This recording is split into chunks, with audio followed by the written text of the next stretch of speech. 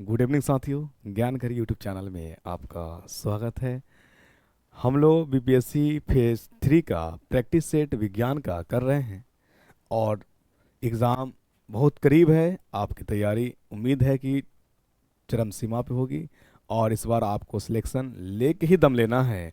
Selection से वंचित नहीं रह जाना है।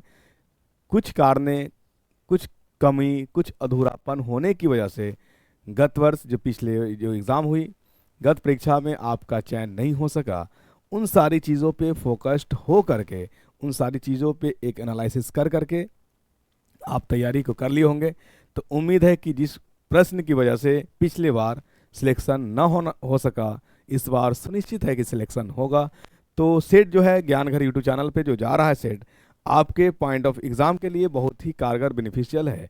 और हर प्रत्येक एग्ज़ाम में प्रश्न को तो चाहे वो आप 1 to 5 की बात करें, 6 to 8 की बात करें, 9 10 की बात करें या 11 12 की बात करेंगे, सभी में प्रश्न ज्ञान घर यूट्यूब चैनल का जो सेट कराया गया था वो टकराया ही था और निश्चित टकराया था। और टकराने की पूरी 99% गुंजाइश चांसेस है। 1% तो हर किसी में एरर होता है। तो आइए हम लोग सेट का प्रैक्टिस करते हैं। थोड़े कुछ कुछ अपने विस्फोटक अंदाज के साथ क्या आते हैं इसमें। हम ही को कातिल कहेगी दुनिया, हमारा ही कत्लेआम होगा। हम ही को कातिल कहेगी दुनिया, हमारा ही कत्लेआम होगा। हम ही कुएं खोदते फिरेंगे और हम ही पे पानी हराम होगा। हम ही कुएं खोदते फिरेंगे और हम ही पे पानी हराम होगा। एग्ज़ाम में से जो आती है उसमें प्रश्न टकराने का काम ज्ञान घर यूट्यूब चैनल करेगा सारा चीज़, लेकिन क्रेडिट ज्ञान घर यूट्यूब चैनल को नहीं आएगा। इसी पे एक शेर था जो मैंने आपको सुनाया। कौन सा शेर था, याद रहेगी कि भूल जाएंगे?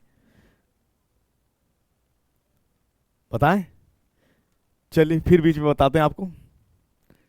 क्वेश्चन, पहला क्वेश्चन देखिए, पोर्टलैंड सीमेंट में जिप्सम मिलाने का उद्देश्य क्या है? तो पोर्टलैंड सीमेंट में जो जिप्सम मिलाने का मेन उद्देश्य होता है, क्या होता है कि उसकी जो जमने की टेंडेंसी है, सेटिंग की प्रक्रिया जो है उसको धीमा करना है ताकि थोड़ा लॉन्ग लास्टिंग हो, स्टोर किया जा सकता हो। यानी हमको सेटिंग की दर को, सेटिंग की रेट को डिक्रीज कराना होता है, जमने की प्रक्रिया को घटाने की, धीमा करने की होती है। इसीलिए पोर्टलैंड सीमेंट में हम लोग जिप्सम मिला देते हैं। क्या मिलाते हैं? जिप्सम मिलाते हैं। ठीक है, B number is the correct answer. आइए अगला प्रश्न है। किरचॉफ्स कानून का उपयोग करके भी दर्शाया जा सकता है। तो किरचॉफ्स कानून आप जानिएगा, किरचॉफ्स लॉ जो होता है, केल, इसके दो बेटे हैं। कौन कौन बेटा है? एक है केसीएल और एक है केवीएल। केसीएल को हम लोग फुल फॉर्म कहते हैं Kirchhoff's current law. Kirchhoff's current law ये जो कंजर्वेशन होता है, कंजर्वेशन ऑफ चार्ज से संबंधित होता है। और केवीएल की बात करें तो केवीएल जो होता है कंजर्वेशन ऑफ, आप कहिएगा एनर्जी, कहे ऊर्जा, कहिएगा क्या कहिएगा। केवीएल जो होता है किरचॉफ्स वोल्टेज लॉ, ये कंजर्वेशन ऑफ एनर्जी से है और ये कंजर्वेशन ऑफ चार्ज से है। ये बात आप माइंड में रखिएगा, क्वेश्चंस डायरेक्ट आती है। और बीपीएससी जो टीचर वाले का एग्जाम है वो न्यूमेरिकल कम्स, थ्योरेटिकल ज़्यादा, कंसेप्चुअल ज़्यादा, कंसेप्ट रखने का ज़्यादा प्रयास किया जाता है। इसीलिए आप इस चीज़ को देख करके चलेंगे। ठीक है, तो केल के कितने पुत्री? केल के दो पुत्री। कौन कौन? किरचॉफ्स करंट लॉ और दूसरा क्या है? Kirchhoff's voltage law. ठीक है, चलिए, किरचॉफ्स करंट लॉ कंजर्वेशन करता है किसका? चार्ज का। और किरचॉफ्स वोल्टेज लॉ ये कंजर्वेशन करता है किसका? ऊर्जा का। ठीक है, चलिए, और किरचॉफ्स लॉ को हम लोग सामान्यतः दूसरे रूप में भी हम लोग व्यक्त करते हैं, उसको हम लोग कहते हैं मैक्सवेल का नियम। क्या कहते हैं? मैक्सवेल इक्वेशन या मैक्सवेल समीकरण। मैक्सवेल का नियम नहीं, sorry sorry for that, Maxwell समीकरण के नाम से जाने जाते हैं। ठीक है, चलिए अगला प्रश्न आइए। Which of the following law is used with Kirchhoff's current law? अभी मैंने आपको बताया कि किरचॉफ्स करंट लॉ में क्या कंजर्व होता है? चार्ज कंजर्व होता है। तो आपका तो पहला आंसर हमारा कूलम हो सकता है। चार्ज का ऐसा मात्रक होता है कूलम। ठीक है, और चार्ज से ही संबंधित हमारा फैराडे कानून। तो आपका जो आंसर होगा बी और सी दोनों आंसर हो जाएगा। ठीक है, और 1 फैराडे जानिएगा, 1 फैराडे जो होता है 96500 कूलम होता है। ठीक है ना, चलिए, यानी 1 फैराडे पे चार्ज कितने? 96,500 कूलॉम। बिल्कुल आपने सही सुना। नहीं सुना होता एक बार और सुन लीजिए। 1 फराडे पे जो होता है, 1 फराडे बराबर 1 मोल पे चार्ज कितने आपके कंसिडर किए जाएंगे? 96,500। क्या किए जाएंगे? 96,500। ठीक है। निम्नलिखित में से कौन सा कारक कालाजार रोग का कारण बनता है?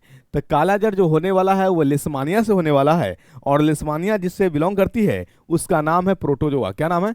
प्रोटोजोआ। तो आपका जो शुद्ध और करेक्ट आंसर जा रहा है सी की तरफ। किससे होता है? तो याद रखिएगा, लिस्मानिया से होता है। क्या किससे होता है? लिस्मानिया से होता है। ठीक है, लिस्मानिया। आई बात समझ में? चलिए, अगला प्रश्न आपका आने वाला है, लेंज नियम के संरक्षण के नियम का परिणाम है। देखिए, ये बीपीएससी का क्वेश्चन है। मैंने आपको कहा कि बीपीएससी उतना यानी क्वेश्चन तो जा रहा है, लेकिन कंसेप्ट, अगर आपका कंसेप्ट क्लियर हो जाए तो आप वारे न्यारे हो जाएंगे। ठीक है। और ज्ञान घर यूट्यूब चैनल बस उसी चीज़ों पे फोकस करने की काम किया है कि जहाँ छोटी छोटी चीज़ों पे, जहाँ पे बीपीएससी का फोकस होता है, जहाँ से बीपीएससी ने क्वेश्चन पूछने का प्रयास किया है, वहीं से क्वेश्चन लाने का प्रयास किया जा रहा है और दिया भी जा रहा है आपको। ठीक है। आप अगर एग्जाम से जाने से पहले अगर लगा लेते हैं, मेरा पूर्ण वादा है आपको सिलेक्शन कोई रोक नहीं सकता है। 9th-10th की बात करें, अगर साइंस के विद्यार्थी आप हैं, ठीक है, और साइंस के लिए आप शिक्षक बनना चाहते हैं, तो आपको 80 में से 50+ क्वेश्चन ये डायरेक्ट दे देगा, और 40 में से आप उधर जो है जीके जीएस तो आप 20 भी अगर करा लेते हैं तो 50-20-70 आपका वारे न्यारे सिलेक्शन तो पक्का है। और शिक्षक बन करके एक शिक्षण पाठन का काम विद्यालय से करना प्रारंभ कर देंगे आप, और वहीं से आपकी नई जीवन का आरंभ होता है, शुरुआत होगा। और अगर आप बैचलर हैं तो फिर क्या हो जाएगा? दुकेले हो जाइएगा, और दुकेले में फिर दहेज, मान, तिलक सारा चीज डिमांड होगा आपका। ठीक है। चलिए आइए, लेंज नियम के संरक्षण के नियम का परिणाम है। तो लेंज लॉ जो होते हैं, ये लेंज लॉ कंजर्वेशन ऑफ ऊर्जा पे होता है। क्या होता है? कंजर्वेशन ऑफ एनर्जी है। यानी आप कह सकते हैं कि Lenz law same to same KVL law, Kirchhoff's voltage law. Kirchhoff's voltage law भी आपका ऊर्जा पर है और लेंज लॉ भी आपका ऊर्जा पर है। तो कुछ चीज़ों को आप कोरिलेट करके चलेंगे तो आपको याद रखना आसान होगा और समझना भी आसान होगा। ठीक है। चलिए, अगला प्रश्न आपका आ रहा है, निम्नलिखित में से कौन झिल्ली बंधा हुआ नहीं है? यानी याद रखिए कि झिल्ली मतलब होता है मेम्ब्रेनस। तो कुछ ऐसे ऑर्गेनेल्स है, मतलब कोशिका अंग है, जो कोशिका के अंदर पाए जाते हैं, उसको हम लोग कोशिका अंग कहते हैं। जैसे आप माइटोकॉन्ड्रिया की बात करिएगा तो माइटोकॉन्ड्रिया आपका कोशिका अंग है। लाइसोसोम की बात करिएगा तो लाइसोसोम आपका कोशिका अंग है। राइबोसोम की बात करिएगा तो राइबोसोम भी आपका कोशिका अंग है। वहीं वैक्यूल्स की बात करेंगे, प्लास्टिड्स की बात करेंगे, ये सारे के सारे आपका कोशिका अंग है। इसमें कुछ होता है, जैसे माइटोकॉन्ड्रिया की बात करेंगे, एंडोप्लाज्मिक रेटिकुलम की बात करेंगे, ये सारे के सारे डबल मेम्ब्रेनस होते हैं, इसमें डबल मेम्ब्रेन पाए जाते हैं। और कुछ ऐसे हैं जो यूनिमेम्ब्रेनस होता है, जिसमें एक मेम्ब्रेन पाया जाता है, जिसको हम लोग लाइसोसोम्स कहते हैं। ठीक है। प्लाज्मा कहते हैं, और उसके बाद वैक्यूल्स कह लेंगे आप। ठीक है। प्लास्टिड्स कह लेंगे। तो ये सारे के सारे आपका सिंगल मेम्ब्रेन। कुछ उसमें ऐसे भी हैं जो आपका मेम्ब्रेनस लेस होता है, नहीं पाया जाता, तो याद रखिए राइबोसोम है। क्या है? राइबोसोम का दूसरा नाम जो है प्रोटीन फैक्ट्री के भी नाम से जाना जाता है, ये आप याद रखिएगा। ठीक है। Protein factory. राइबोसोम का जो खोज किया था, किसने खोज किया था? डे डुबे। साइंटिस्ट का नाम क्या है? डे डुबे। ठीक है। तो ये सब भी कभी कभी क्वेश्चन बन जाए तो रख लीजिएगा माइंड में। ठीक है। लाइसोसोम्स का अनदर नेम याद रखिएगा, लाइसोसोम्स का अनदर नेम जो होता है सुसाइडल बैग, आत्महत्या की थैली कहा जाता है, सुसाइडल बैग कहा जाता है। क्यों कहा जाता है? क्योंकि इसके पास होता है 50 विभिन्न प्रकार के एंजाइम्स पाए जाते हैं, जो अगर आपको भूख लगी और कुछ नहीं खाएंगे तो अपने ही कोशिका को डैमेज करना शुरू करता है, जिसके कारण कहा जाता है क्या? उसको आत्महत्या की थैली। अपने कोशिका को के अंदर जो भी ऊर्जा है, उसके अंदर स्टोर फूड है, उसको लेने के प्रयास करता है। इसीलिए आपको लगता है कि एकदम चूहा पेट में कूद रहा है, कुछ भी मिलेगा आप क्या करेंगे? कुछ नहीं, आओ ना देखो ताओ, एकदम मार देंगे दनादन। ठीक है। लेकिन वहीं पे बात करेंगे जब आपका पूरा एकदम पेट भरा हुआ हो और कुछ भी रख दिया जाए सामने में, आप इनकार कर देंगे। गाली तो नहीं ना दे रहे? चलिए ठीक, गाली नहीं दीजिएगा, है ना? चलिए, गाली नहीं देना। आइए क्वेश्चंस लेते हैं हम लोग। नीले, हरे, बैगनी और हरे प्रकाश संश्लेषण बैक्टीरिया के समावेशन निकाय है। क्या निकाय है? तो ये समावेशन के निकाय के लिए इसको हम लोग कहते हैं गैस वैक्यूल्स, जिसको हम लोग हिंदी में कहेंगे गैस रिक्तियां कहेंगे, गैस रिक्तियां कहेंगे। ठीक है। चलिए, यूकैरियोटिक कोशिकाएं होती है, तो यूकैरियोटिक कोशिकाएं जो होती है उसके अंदर पाए जाते हैं दो तरह के, यानी एक होता है 70S और एक होता है ATS। अब आपके माइंड में आ रहा होगा कि ये एस है क्या। एस को हम लोग कहते हैं सेडिमेंट यूनिट्स कहते हैं। क्या कहते हैं? एस फॉर सेडिमेंट यूनिट्स, ठीक है ना, सेडिमेंट यूनिट। और यहां भी वही है। तो जो प्रोकैरियोटिक्स होता है उसमें ओनली 70s होते हैं, और जो यूकैरियोटिक होता है उसको हम लोग 70s और 80s दोनों कहेंगे। अब आपके माइंड में आ रहा होगा कि प्रोकैरियोटिक है क्या। प्रोकैरियोटिक कोई नई बला का नाम नहीं है। जिसमें न्यूक्लियस यानी जिसमें केंद्रक, ठीक है, कंप्लीट वेल डिफाइंड नहीं होते हैं, उसी को हम लोग कहते हैं प्रोकैरियोटिक। और जिसमें केंद्रक जो होता है वेल डिफाइंड होता है, उसको हम लोग कहते हैं यूकैरियोटिक। ये माइंड में आप रखेंगे, ठीक है। चलिए, तो आपका आंसर क्या हो जाएगा? 70 और 80 के बीच, यानी 70 और 80 दोनों होते हैं। 70 वाले यूकैरियोटिक का आपका अगर एग्जांपल पूछे तो मोर पॉपुलर एग्जांपल है माइटोकॉन्ड्रिया। माइटोकॉन्ड्रिया का दूसरा नाम जो होता है पावर हाउस ऑफ कोशिका भी होते हैं, और वो जनरेट करता है ATP। जब हम लोग फूड लेते हैं तो हम लोग लेते हैं स्टार्च के रूप में, माउथ में टूट जाता है माल्टोज में, स्टमक में जाने के बाद हो जाता है ग्लूकोज, स्टमक से जाने के बाद इंटेस्टाइन में होता है वो ग्लूकोज, वहीं पे जो है ग्लूकोज से कन्वर्ट होता है किस में, वो देता है आपका साइटोप्लाज्म माइटोकॉन्ड्रिया को, और माइटोकॉन्ड्रिया उस ग्लूकोज को कन्वर्ट कर देता है ATP में। अब यहाँ पे सवाल आती है कि ATP का भी कोई दूसरा नाम है क्या? जी हाँ साथियों, दूसरा नाम जरूर है उसका। ATP का दूसरा नाम जो है एडिनिन, फुल फॉर्म अगर बात किया जाए तो एडिनिन ATP, एडिनिन ट्राइफॉस्फेट। और अगर ATP का अनदर ने पूछे आपसे तो आप बोल दीजिएगा एनर्जी ऑफ करेंसी, यानी ऊर्जा का क्या है? करेंसी है। और जिसके पास अगर करेंसी होता है उसके उड़ रहा होता है ज्यादा। या आप देखे ही होंगे कि पॉकेट में अगर पैसा भरा हो तो दे दनादन उड़ाई होगा। क्या होगा? दे दनादन उड़ाई होगा। और जब शॉर्ट हो जाए तो इतना शॉर्ट हो जाएगा कि पता चलेगा कि इससे सर भयानक शरीफ कोई है ही नहीं सकता, ठीक है ना। तो ये चीज़ आप माइंड में रखिएगा। और फिर मैं आपसे कहूँगा, क्या कहूँगा, हर चीज़ यानी क्वेश्चन टकराने का काम ज्ञान घर यूट्यूब चैनल से हो रहा है, लेकिन अभी तक आपके तरफ से सहयोग नहीं देखने को मिला है। ऐसा प्लीज़ ऐसा मत करिए। वफादारी का जो है ना, वफाई का सबूत पेश करिए। बेवफाई का दौर नहीं है, वफादारी पेश करिए, है ना।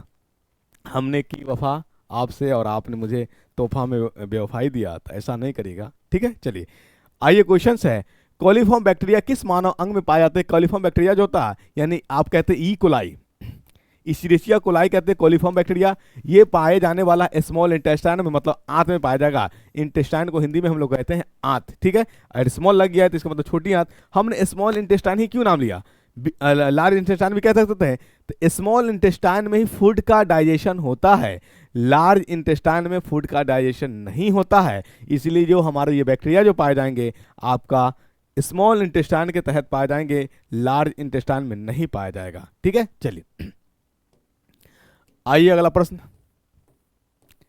Sodium hydroxide is not useful. Sodium hydroxide का दूसरा नाम जो है कॉस्टिक सोडा भी कहा जाता है, और इसका प्रयोग साबुन बनाने में किया जाता है। इसका प्रयोग समाचार पत्र बनाने में, धातुओं को कम करने में, ये तीनों किया जा सकता है। लेकिन आप अचार को सुरक्षित रखने के लिए NaOH का यूज आप नहीं कर सकते हैं, ठीक है। तो आपसे पूछा है नहीं, तो नहीं की तुलना नहीं से आपका अचार को सुरक्षित रखना ये नहीं होगा आंसर, ठीक है। चलिए,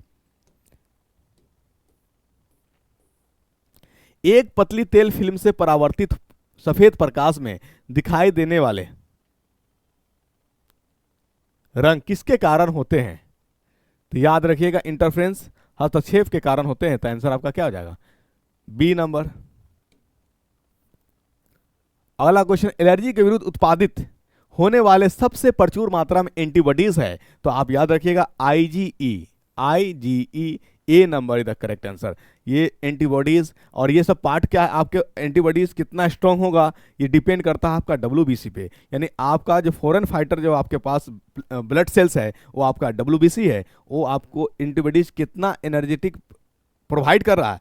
जितना ज़्यादा किया जाएगा उतने ज़्यादा आप एनर्जेटिक रहेंगे, कम बीमार पड़ेंगे, अंदर से आप बहुत मजबूत रहेंगे। मतलब बाहरी चीज़ आपके अंदर हावी नहीं। जब आंतरिक रूप से आदमी मजबूत होता है तो बाहरी प्रवेश करना, यानी बाहरी को प्रवेश करने में बहुत दुश्वारी शामिल होता है।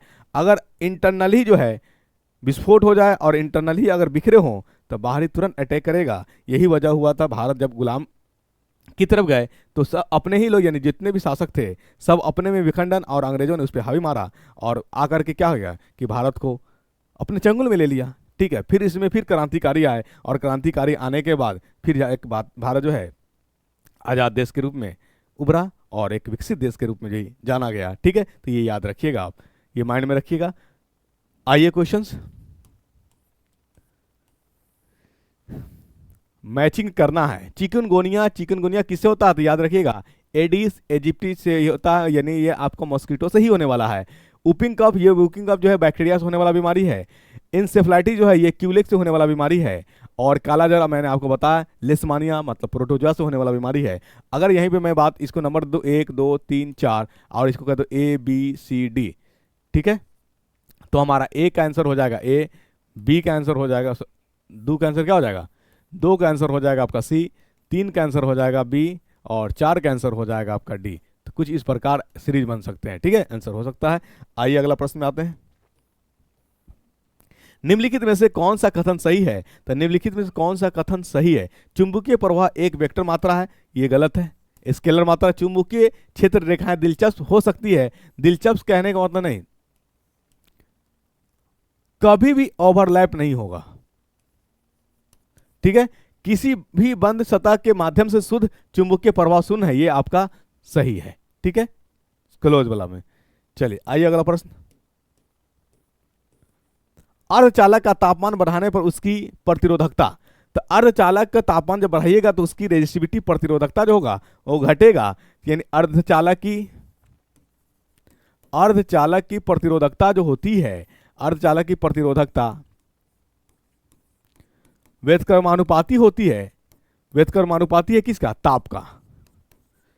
इसको हम लोग रो से सिंबल करते हैं, ये व्युत्क्रमानुपाती है तो कैसा, ठीक है, ये रिलेशन याद रखिएगा। जब अर्धचालक में, ये क्वेश्चन भी मैंने सेट में कराया था और पिछले बार एग्जाम में ये क्वेश्चन देखने को मिला था, ठीक है, बस रिलेशन याद रखिए। अर्धचालक में जो प्रतिरोधकता है वह व्युत्क्रमानुपाती होता है किसका, टाइम का होता है। जब हम टाइम बढ़ाएंगे, व्युत्क्रमानुपाती का मतलब होता है कि एक क्वांटिटी को बढ़ाइएगा तो दूसरा क्वांटिटी ऑटोमेटिक घटेगा, इसी को हम लोग कहते हैं रेसिप्रोकल, है ना, इनवर्सली प्रोपोर्शनल। तो आपका आंसर क्या हो जाएगा, कम जाएगी। यहीं पर अगर आपसे पूछ दिया था चालक का, किसका पूछेगा, चालक में प्रतिरोधकता जो होता है रेजिस्टिविटी, वो डायरेक्टली प्रोपोर्शनल किसका, ताप का।